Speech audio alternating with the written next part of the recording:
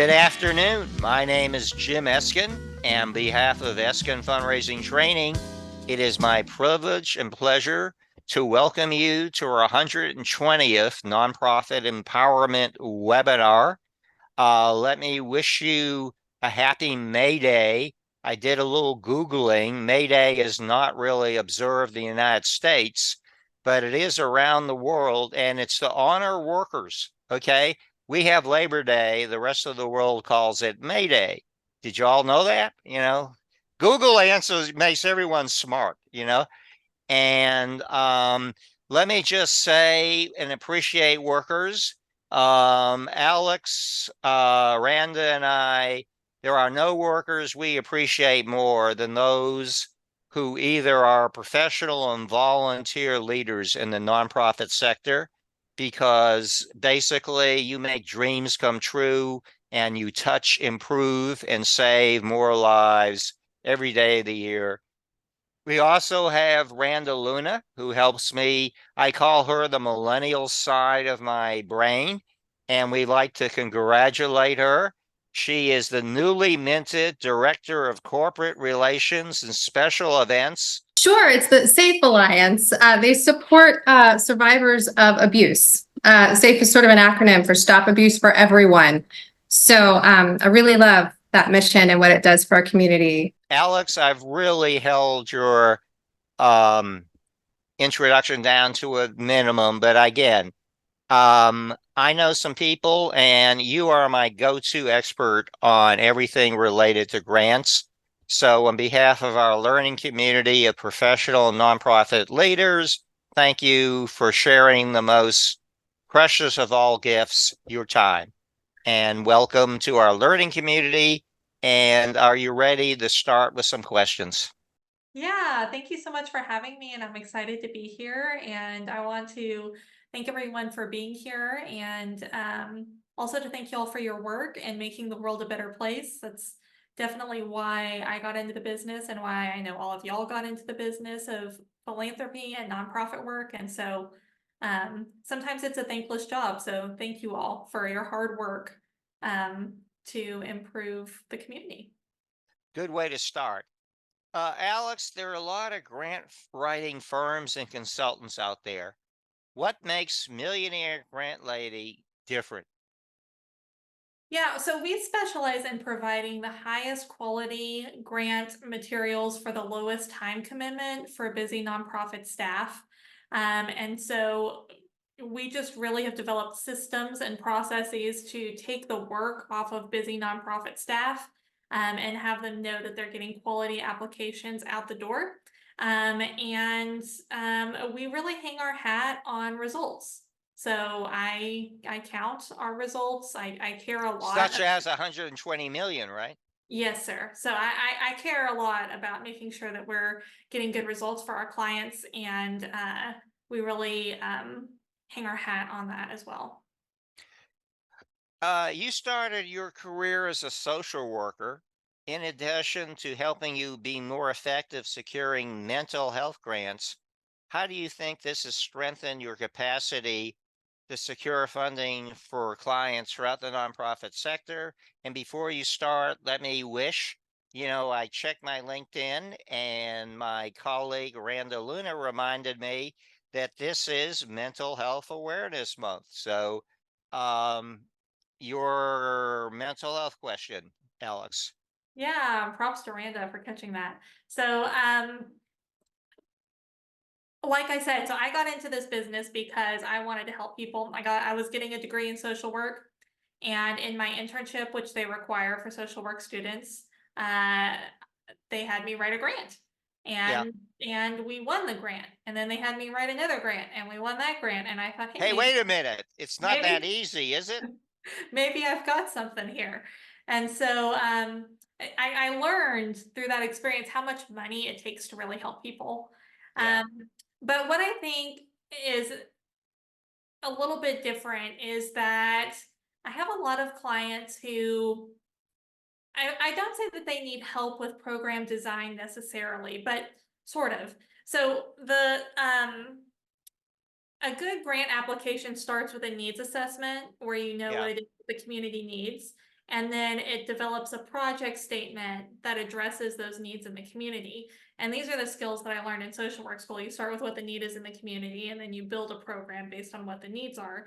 And so I think that framework just really helps me to understand how to put that together. And then also, because I've had experience in program development, I don't have to get an answer on every single little detail question. I kind of can intuitively envision how it is that clients might move through a program. And if it's a new program that the client is building out, sometimes I'm like, oh, what if we did this, or what if we did that? I think the funder Yeah. would really like that. I think it would be good for your clients, so yeah, it's the most fun part of the job, because it's thinking about how the money is going to help actual people at the end. Yeah. Yeah. Because it's not about raising money. It's about making life better, especially for those who are struggling. Um, I have two questions that are kind of top of mind, and then we'll get to the mechanics of grant writing. But, I can't pick up a device or a newspaper or whatever, and everybody is talking about artificial intelligence, the Yeah, ubiquitous AI. yeah. What do you see from your perspective as the potential and the limitations of artificial intelligence? Yeah, so let me start with explaining a little bit of when it comes to writing, what artificial intelligence does. Yeah. So artificial intelligence picks the logical next word, and then it picks the next logical next word, and it just keeps stringing that Hmm. together to develop out content. And so um, it's not for us to call it artificial intelligence. Sometimes people think that it's like, the robots taking over the world and making great plans. They're Yeah. not planning. They're picking the next logical word in a sentence, and they're putting that out there. And so that is what the artificial intelligence writing systems are doing right now. They're called natural language models. That's what they do. Um, Nice.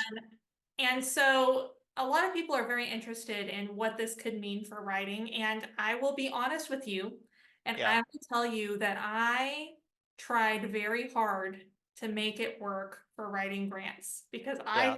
thought this is going to save me a ton of time And and save your clients time and then. save my clients a ton of time and money, and this is Yeah. going to be amazing. And for me, it doesn't work. There are a few problems with it. So one, because it's just picking the next best logical word, it's not doing that planning that I'm talking about, where you're starting with these are the needs, and we have to make sure that we address these needs. It can't think about what the needs are. Yeah. Um, it um, it can't plan a program based on what the needs are.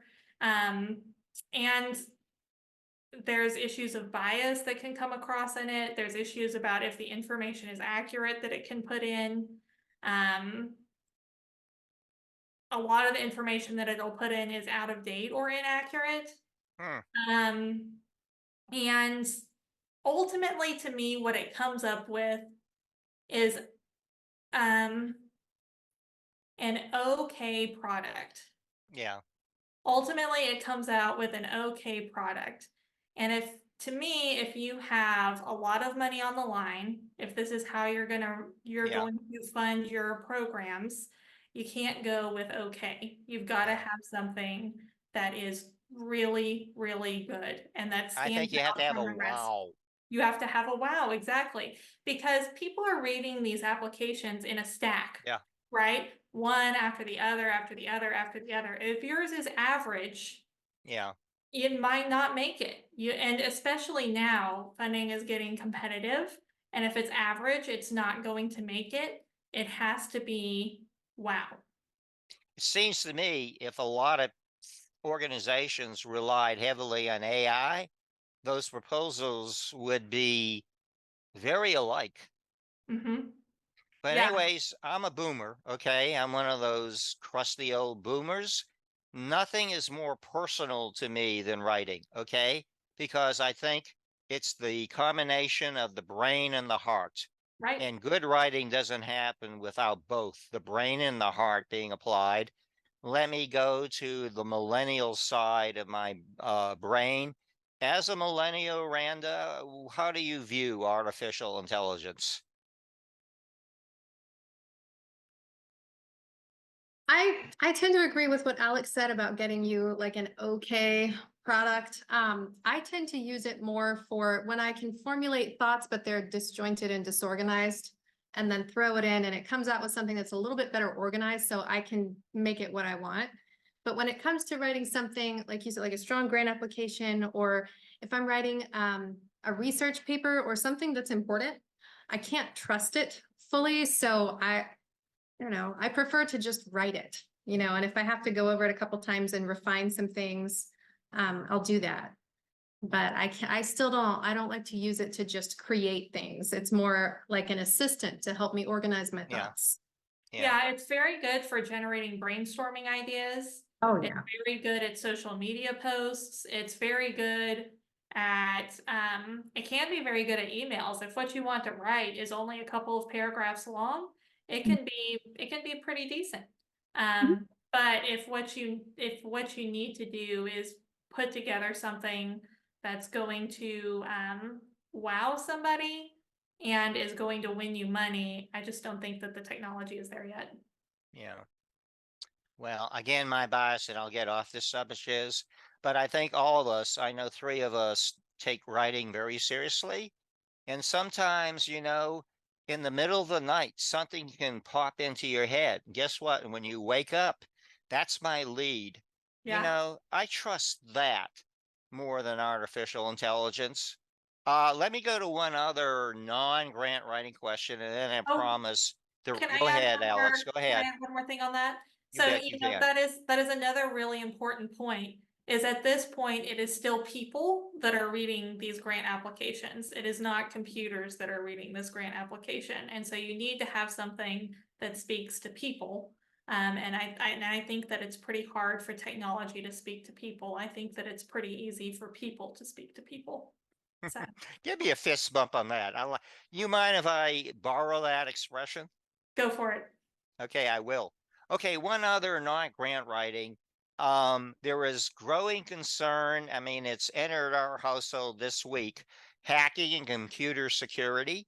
Uh-oh. What is your advice for nonprofits and your clients to keep their precious financial information and other grant documents secure?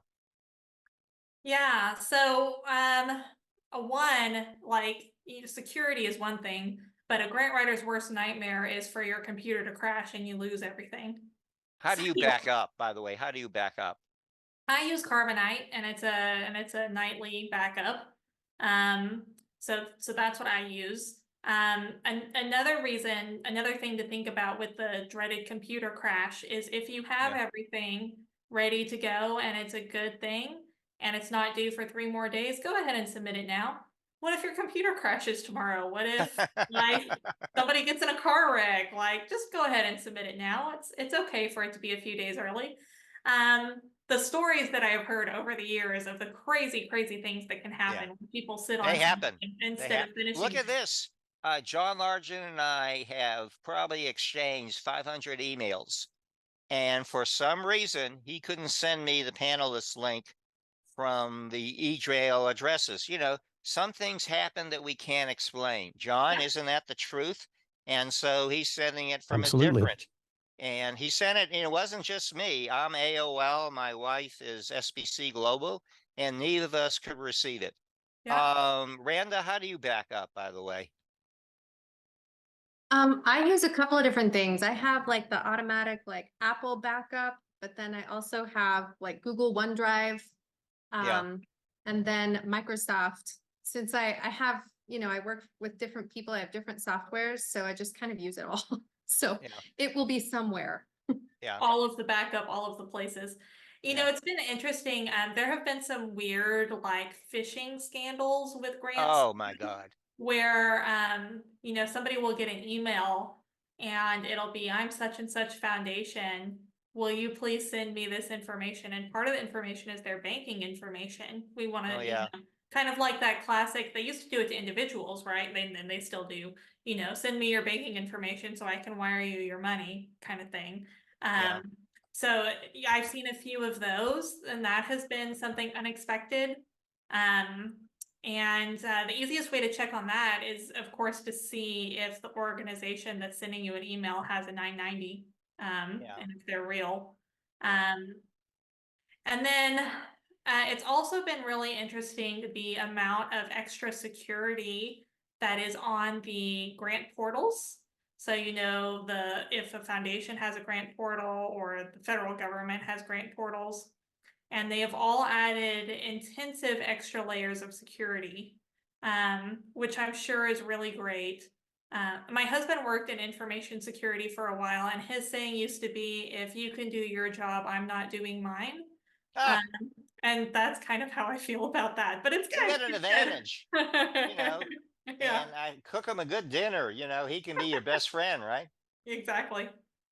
Let's go to grant writing, and thank you for weighing in on those non-grant topics. Uh, First of all, let's start from square one. How should a nonprofit research which funders might be a good fit for them? So, one of the most important things to know is that like 97% of foundations don't have a website. And so if you're only Oh my looking, God, I didn't really repeat that again. 97% of foundations don't have a website. Why do you think that's so? That's just, do you think it's a money issue, or do you think they just want less visibility on purpose? I think it's more the second one, but it could be the first one too. That this is just something that they do as a family when everybody's home for the holidays and they decide who they're going to give the money to. Yeah. So they don't need a website. Although there are, especially in Fort Worth, there are some pretty sizable foundations that don't have Hmm. websites, even though they're not just kind of a small family thing. Um, Well, I so think, by the way, Mackenzie I think Scott that, yeah, gave away 14 billion before she launched her website. yeah, It was yeah, just because it was all one way. She picked you did not apply, and then she put a website, and now she's up to 17 billion as people apply. yes, absolutely. Wouldn't it have been sweet to have gotten in with that before she put up the website? That was the real game. But Yeah. where was I going with that? We were talking about, okay, so 97% of Yeah. foundations don't have a website. And so, my favorite thing as a grant writer, somebody says, I heard such and such foundation sponsors the show on NPR, and it's like, the Gates Foundation or something like that. And you're like, okay, well, we're a small local nonprofit. I don't know that the Gates Foundation is really a prospect for us. Yeah. But the point is that you have to look beyond websites and beyond advertising. Um, you need to do a real database search using a paid Yeah. database, and look at the 990s. You're looking at what their By the average. way, talk about our audience, the easiest way to check out 990s. So if you know the foundation's name, then you can actually Google and find their 990s on ProPublica, Yeah. which is what I do sometimes. There are a lot of paid databases for you to find foundations. There's Candid, there's Instrumental, there's Grant Station, there's several of them. And so it's kind of like an old school library database search when you Yeah. used to go to the library and, run a database search. So we do that. And then from the 990, you're looking at what their average grant size is to know if Mhm. if that's within the range that you're looking for. You're looking at if they give to similar causes, they give to other organizations that are like you, Yeah. all that. And so, nationally, the average number of grants that a nonprofit has is 20. Repeat Um, that again. nationally, the average number of grants that a nonprofit has is 20. Hmm. And so, you And don't that can need, be grants of all sizes from 10,000 to 10 million or something? yes. And so you don't need a long exhaustive list of 50 foundations, Yeah. 25 is a really solid number. Yeah, particularly if you align with their giving priorities. Yeah, at that point, it's about the best fit, not becoming a grant mill where you're just churning everything Yeah, out to everybody who yeah. has a pulse. Here's one of our favorite questions because you have experience in both and success in both. What's the primary difference in applying for government grants and from grants from private foundations? Yeah, so in the government grants, the government tells you what they want you to do, and then you tell the government, in the application, I will do what you want me to do, exactly the way that you say that you want it done. And then usually that money is on a reimbursement basis. So you're putting the money out, you're billing the government, you're waiting for them to pay you back, usually. Foundation grants, you get the opportunity to tell the foundation what you want to do, and Yeah, then they give you money if they like what you say you're going to do. And the money is upfront. It's not money that you're paying out and then waiting to get reimbursed for. So, government grants are really good for starting a new program or scaling a program. yeah, Um, and they can be multiple years, which is nice. yeah, But they're not good for sustainability because once the government grant goes away, once the funding is over, it's over. yeah. It's not likely to continue.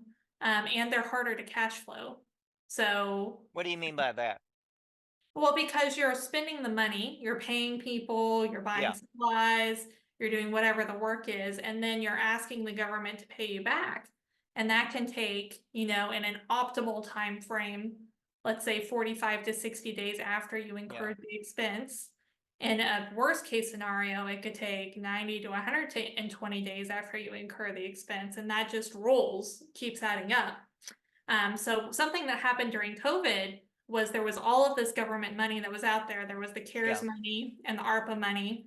Nonprofits got a lot of it, and a lot of them almost went out of business because they couldn't cash flow. They yeah. couldn't sustain their operations at the same time. So if you blend the two together, that's the magic. You've got the private foundation money that helps you have the cash to cash flow everything, and you've got the government money that helps you kind of scale and grow big for a minute. And that is usually it's a few years of funding at the least. We mentioned the word wow before. Mhm. And how can a nonprofit objectively determine if its project really is distinctive and stands out from all the other good causes? That's the magic question, right? Yeah, it sure is. Like the ultimate way that you know that is if you're getting a lot of funding or not, you know. Okay. And that's, a little bit Is of a that sort of like the rich get richer? it's something like that. The people with the best ideas get richer. Sometimes grants are like the capitalism of the nonprofit sector, and Yeah, that the best ideas that are the most well presented to the best people are going to grow and do better. Um, and so, ultimately that's the real way. When somebody calls me and they say that they don't have any grant funding and they've tried and tried and tried, I'm thinking to myself that it's one of two things. Well, no, it's one of three things. Either okay. they're sending it to the wrong people, their applications are terrible, or their program just isn't sellable. It's not attractive Yeah, enough. So the ultimate way that you know is if you're getting funding or not. The secondary way that you can know is if you talk to funders and you ask them. You yeah, say, okay, this is what we're thinking about. Is this something that y'all would be interested in? And if you get a lot of yeses, then you know that it's an interesting idea. And if you don't get a lot of yeses, then you know that it's really not that much of a wow yeah. factor. And don't you like when foundations, rather than you submit 100 pages or something, they first ask for a very brief letter of inquiry. You know, it's work for them Yes, to review what you submit, and it's sure a lot of work for you to prepare something. exactly. Exactly. It can be such a gift. Um, so, and then I guess a third way that you could know is that you could do some,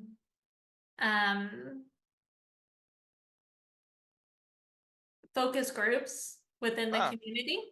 The I problem like with that. focus groups, though, is that a lot of times you invite people who like you, and so Yeah. you get kind of biased answers sometimes.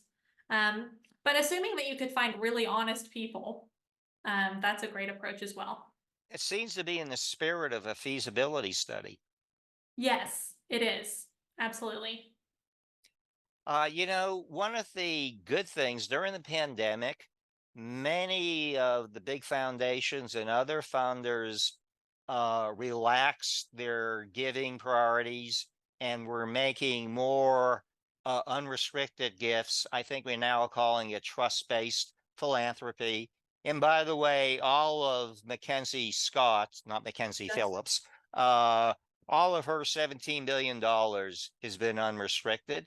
Right. Have you seen since, the pandemic is over, that foundations are continuing thinking of unrestricted funding? I think the answer to that is yes and no. I think that the foundations that did it during the pandemic are continuing to do it so far in general. And I think that the foundations that could not even be moved during the pandemic to do it are still not doing it. Yeah, So, um, I think that some foundations during the pandemic, it was like if you already had a grant from them and then they contacted you during the pandemic and said, hey, I know that your funding is technically for a program X, but we understand it's a pandemic. So if you need to use that generally, that's okay. Among those, I'm seeing those foundations go back to doing more program specific funding. yeah. But the people who said apply for general operating, we will fund general operating, they're generally staying in that bucket. I'll tell you what, let's take a millennial break. I think Randa Luna, the newly minted Director of Corporate Relations and Special Events for Safe Alliance. I think I said space before, but Safe Alliance. What would you like to ask the person who knows more about grants than anyone on the planet? No pressure. No pressure. Okay. So I'm just curious about some not necessarily grant related questions. Hope that's okay. Yeah. I'm curious about as working and also having a life on the side, or is it having a Sure. life and working on the side? That's not allowed, by the way, in the advancement profession. I know, that's why I'm like, okay. So I know you probably understand some of the challenges of balancing all that together. How do you just have any input here on how you manage your time and kind of juggle the schedule while still achieving some success? Yes. When I work, I work. I am not looking at the news. I am not looking at social media. I am not doing shopping. I am not Googling anything. I am like hair on fire working. And then when I am not working, I am trying really hard not to work. Um, so, I think that I've got young kids. How Um, old? How they're in old? elementary school. I've got a 9-year-old and a 6-year-old. Good luck And to you. yeah, thank you. I'm starting to hit the age where I need that luck. And I think you just have to plan on having those as priorities and remembering that that's a priority. And nobody else will set the boundary for you. I've never had a boss. I've had some really great bosses when I worked places full time, and I never once had one of them that said, you should really think about your family. Um, So you have to set the boundary for yourself. Wow. Uh, Um, could you've been working remotely. yeah. If again, I offered you $5 million or something, could you imagine, schlepping to an office every day after getting used to the flexibility of remote work? I cannot, and I have to say that a lot of grant writers are in my boat. Yeah,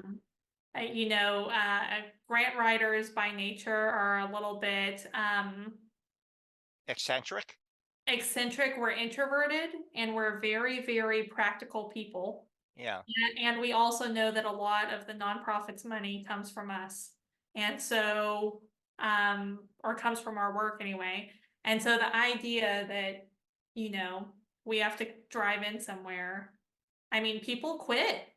Like, and if somebody's trying to hire a grant writer and they want them to come into the office every day, now some people can do a hybrid, they say yeah. come in 2 days, work from home 3 days or whatever. But to say that you want somebody in office full time that's a grant writer, I say best of luck to you in finding somebody like that who's qualified. Because Because I don't get what the advantages are for the nonprofit to have that grant writer, chained, inside the office.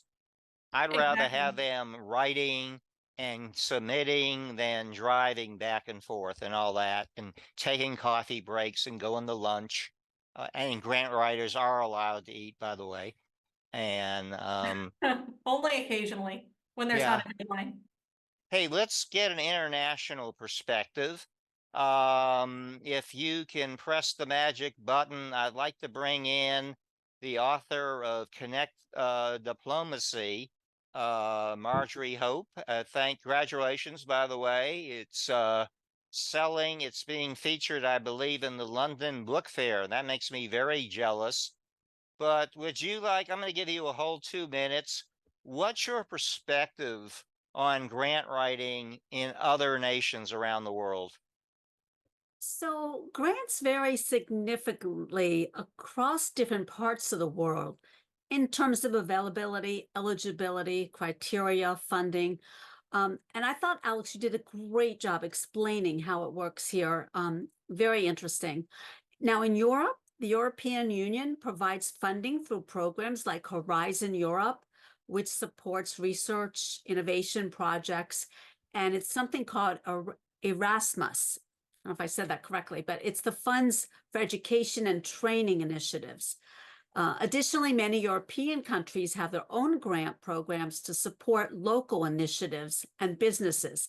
However, in Asia, in those countries like Japan, South Korea, Singapore, the grants for research and development technology, innovation, and cultural exchange programs, they've got also various grant programs, including China, but they're supporting their economic development and infrastructure projects. In Africa, grants are often provided by international organizations like Yeah, NGOs and government agencies to address issues as healthcare, education, agriculture, and economic development. So overall, grants play a crucial role in supporting a wide range of initiatives around the world. And if you think about it, it's what each country's needs are driving that innovation and collaboration. So I think it's a really interesting, to address the the society is different in every country. And those are the challenges that it's facing for each grant. yeah. Very good. Thank you. And Marjorie, we'll be discussing your book on May 29th. Um, Congratulations, Alex, Marjorie. what's that? I say congratulations on your book, Marjorie. Yeah, I'm jealous. I'm a little behind her in book sales. Alex, according to my math, you have at least 3 branded strategies, and I'd like you to unpack them. First of all, could you take a few minutes to describe your area of focus strategy? Yeah, so we were talking a minute ago about general operating funding from foundations versus program funding.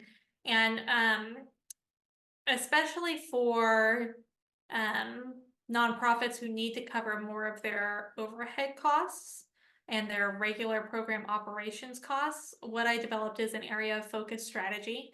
And, you know, a very difficult way to do grants is to do a grant for this person's salary from organization A and a grant for this specific supply from organization B and a grant for this specific equipment from organization C and a grant for this specific other supply from organization D.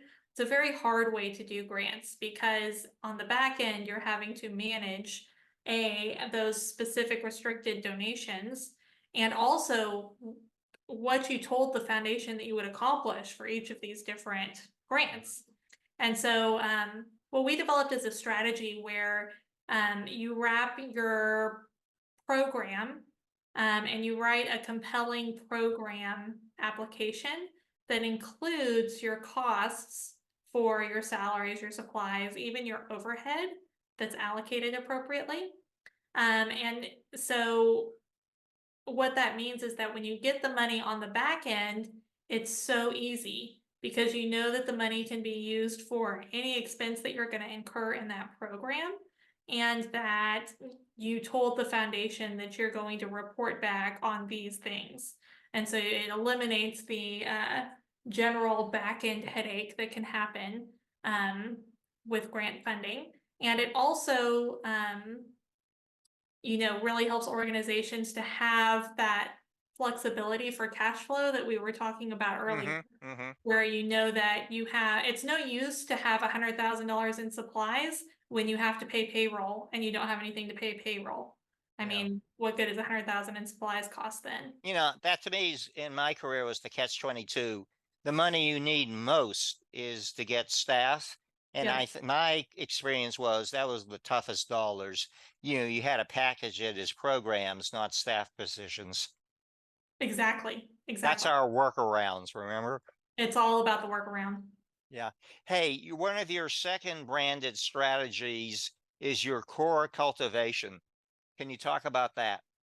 Yeah, I don't know if any of y'all have sold or bought a house in the last decade. But if you have, you know that everybody who touched you in selling or buying that house has continued to send you a monthly email and or piece of paper that tells you how to host Thanksgiving, how you might think about your landscaping for the spring or anything like that. And the reason why they're doing that is because they're betting that you're going to buy or sell another house. And that when you do, you're going to remember them and that their business was the one who helped you this time. And so that's kind of the inspiration behind the core cultivation campaign, which is that you want to stay front of mind for your funders. You don't want to be quite as, I'm sorry if there are any real estate agents on this call. You don't want to be quite as spammy as the real estate agent newsletters are, but you want to offer them information that they might find useful for their life and their work. So if you are an organization that works in child abuse, for example, you might want to send them a newspaper article about the recent child abuse rates in your county. And you might just write a note on it that says, hey, I know that you're interested in solving child abuse in our community. I thought you would find this article useful. And what that does is it continues to develop these positive relationships with the foundation where you're having more interactions with them that are positive before you ask them for anything again. Right. And it also keeps you front of mind in the golden age when foundations might have a better performance in their portfolio than they expected. They might have extra money that they have to get rid of quickly. They'd be like, hey, who's that person that keeps in us stuff that I really like? Oh, it's so-and-so. Let me call them and see if they could use more money. And so, by the way, if you need another best friend in your life, in addition to getting a dog, get a real estate agent. One of your third branded strategies is called the Attractiveness Quotient Survey. Could you please describe that? Yeah, so one of the things that is really important when you're applying to a foundation is that unfortunately they're not just looking at your application as much Huh. as I wish that they were. A lot of times they're going to Google you, they're Yeah. going to go to your website, they Yeah. might look at your social media. They're definitely at a bare minimum going to your website and they're going to Google you. Yeah. And so what you want is you want to have information available to them that shows how valuable you are to the community and that kind of supports the application that you're submitting. And so there are a variety of things that a foundation might consider as far as if you're an attractive nonprofit or not. Some of those are financial aspects, some of those are marketing aspects, some of those are partnership aspects. Some of those might be how you interact with other funders. So you want to put you want to think about all of those different aspects that a foundation might think about in addition to the actual application that you submit.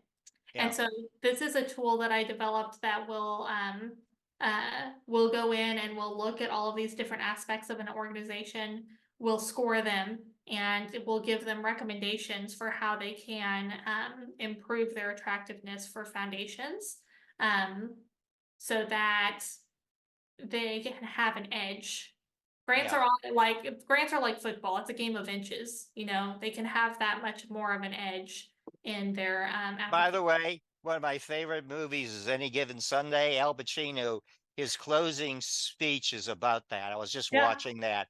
You were yeah, going to fight. This team is going to fight for every inch. I uh-huh, love that.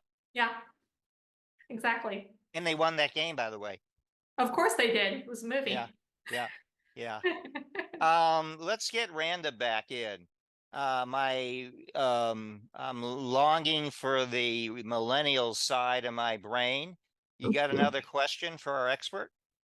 I did. I was curious about the topic of social justice. I'm studying it right now. And so I'm thinking about our younger donors and grant makers tend to be, it seems like, more passionate about social justice. I think that's a statistic I read recently. So do you find that this topic is trending in the grant making world as well? And then I wanted to know, do you have any thoughts on how we can make sure our proposals resonate with those values? Yeah, you know, social justice is one that's really important to me, as a social worker. I used to have a t-shirt that says "We'll work for social justice." It's like one of my favorites ever. Anyway, I have two kind of branches of thought on that. Jim, can I have a little bit of time to answer this question? You bet. Okay. You bet. You got it. You've earned it. Okay, so on the one hand, especially newer foundations and corporate foundations are very interested in social justice. If a foundation is very interested in social justice, you and the government too, the federal government, very interested in social justice right now. And so when that is the case, you will pick up on that when you read their materials and you're looking for the words that they use. Just like when you're negotiating anything with somebody or you're developing a relationship with anybody, you want to mirror their language and their attitudes back to them. So, you know, if they use a certain term, you want to use that term in what you use when you write to them. If you, if they have specific interests like around LGBTQ rights or Black Lives Matter or something like that, if they have those specific interests, you want to make sure to highlight your organization's work in those areas. You also want to think about the pre-planning before you even submit an application. And that's kind of part of this attractiveness idea. You know, I guarantee you, if the foundation is interested in social justice, I guarantee you that 90% of those organizations are going to ask you about your board makeup and your staff makeup. So you might as well go ahead and have those numbers ready. they are probably going to ask you about how you involve community voice in your programs. So you better be doing that already. You better at least have a meeting scheduled for the day before you submit the application so that you can say you've done it, at the very, very least. On the same side, you want to mirror the language of the funder. So especially as you get into, not all foundations are using the same language when they talk about social issues, right? And so if a foundation doesn't use certain language, then don't put that language in your proposal. You talk about the population, you talk about the social issue that you're addressing, you talk about how you address the social issue, you present a solid program that addresses a community need. And in those cases, if the foundation is not using social justice language, try to use more neutral language in your application.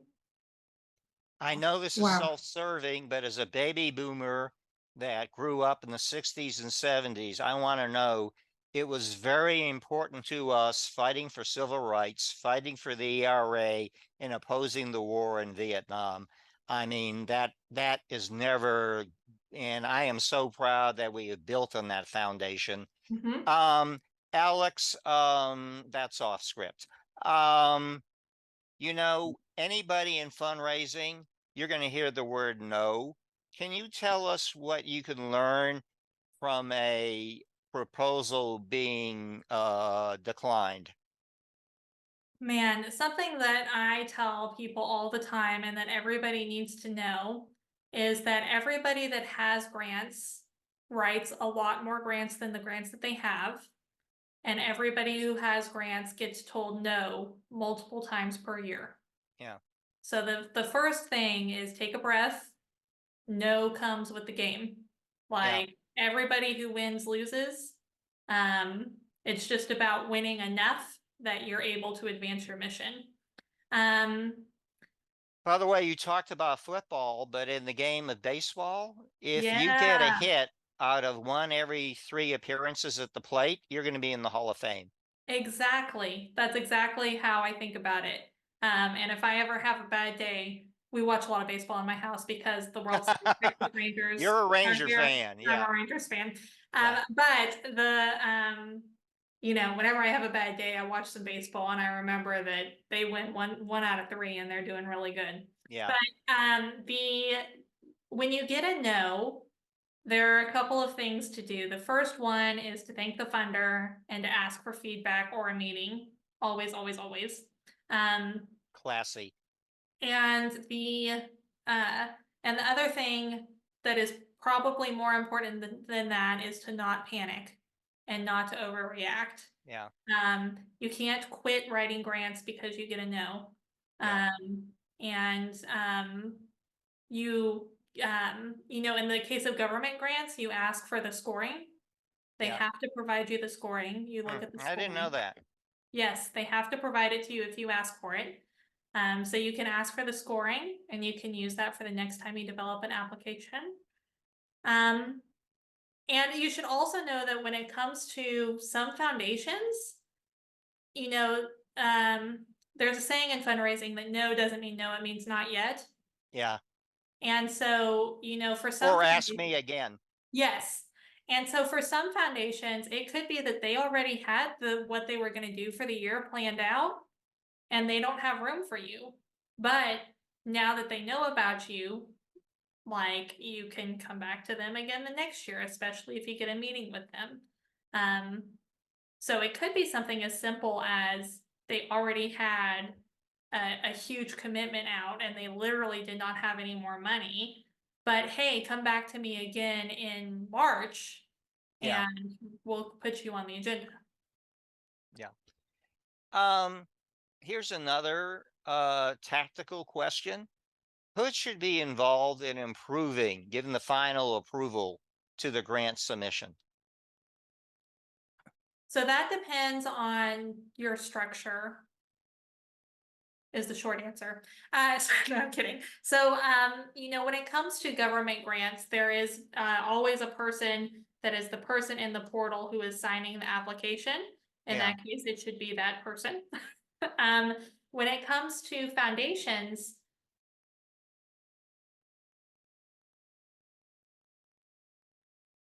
my preferred strategy anywhere that I worked full time and now as a consultant is that you get the approval at the beginning from senior leadership to say Yeah. this is what we're asking for money for and this is what we're promising in return. Yeah. They bless it, and then you apply multiple times with that same information so that you're But not they don't have to edit and you know, proof it. right, In right. fact, they shouldn't. Yes, That's death by inches. yes, it is. And one of like the biggest mistakes that I see in grants, I was talking to somebody last month. They were doing a grant. They're a multi-million-dollar nonprofit. They were doing a grant for $4,000. They had the grant writer edit it, the director of development edit it, and the executive director edit it. Yeah. All three for a grant for $4,000. I was like, Yeah. what are you doing? Don't Yeah. you have better things to do? So, Yeah. yeah. Yeah. Also, too, I think there's an element of trust, and Yes. probably when the director of corporate and whatever foundation relations has been reporting to a vice president of advancement, say for more than 5 years, I think there's going to be hopefully a lot more trust than somebody that's, you know, in their first year. Yes, exactly. And that really comes down to hiring or working with somebody who knows what they're doing. Yeah. Okay, this one you're probably going to be completely unbiased, but how should a nonprofit think about hiring a grant consultant like yourself?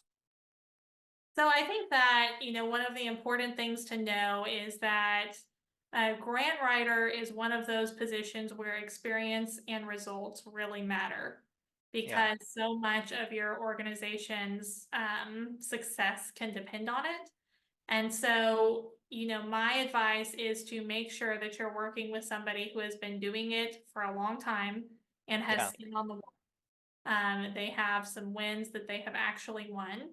Um, and when anytime you're talking to somebody, you should be looking for certifications, you should be looking for results, you should be looking for return on investment, because essentially that's what it comes down to.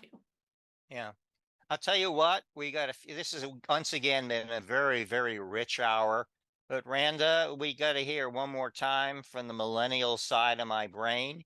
Do you have a final question for Alex? I did. I've lost it. Let me see. That's Here we okay. go. I'll tell you what, if not, you're going to yield your time to a boomer. Have you found it? I found it. Okay. I did have a question about it's related to social media and maybe you don't incorporate that into your work, but maybe you do. So I was curious. I know it's crucial for some organizations like nonprofits to engage with their audiences and potential funders this way. So how do you incorporate the digital marketing strategies of the organizations and their storytelling into grant proposals to make that more compelling?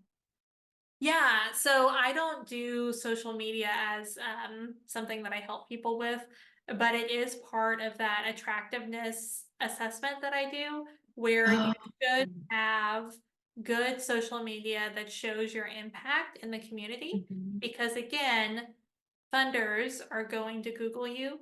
And if it's on your social media, it should also be on your website like that.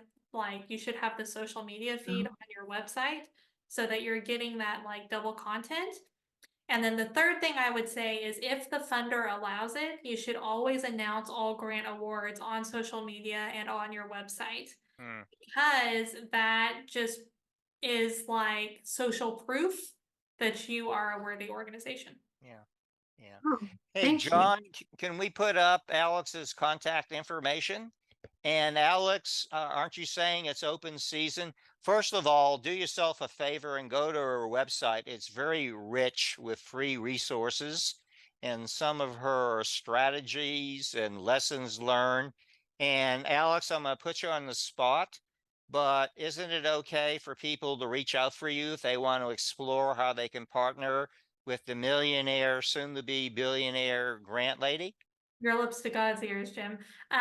Yes, my email address is there. That is the best way to get a hold of me. And I would love to connect with anybody to talk grants. It's what I love. Well, I'll tell you what, I'm going to warn you, when you do such a good job, you are going to be asked back again and again. Again, you're the best grant person I know. So I want you to thank you for the most precious gift of all, your time and your wisdom and your experience, sharing that with our learning community of professional and volunteer nonprofit leaders. I want to thank again our nonprofit leaders for your commitment to making this a better world by every day of your work in the trenches. And we'll be back in 2 weeks with Zach Smith to talk about protecting the earth. How's that? I love that. And again, Alex, what we'll be doing, we'll put in a short summary. It's less than 1,300 character spaces because that's the LinkedIn limit. And that will be some major points that you can share, say, with your boss or coworkers. And then thank you to our producer, John Largent, CEO of Largent Media. He will do a special spin dry and we'll have a recording that we will send out and put on social media sometime before noon tomorrow. So Alex, good luck, whoever the Rangers are playing. My Red Sox have the San Francisco Giants tonight, but All I'm more right. interested in the Celtics versus the Heat. And Randa, congratulations on your new position. Thank you. So everyone, thank you and be well. And we'll see you in 2 weeks. Thank you, Thank you, Alex. Jim. I look forward to staying in contact. Yes, sir. Thank you, Jim. Thank you, John.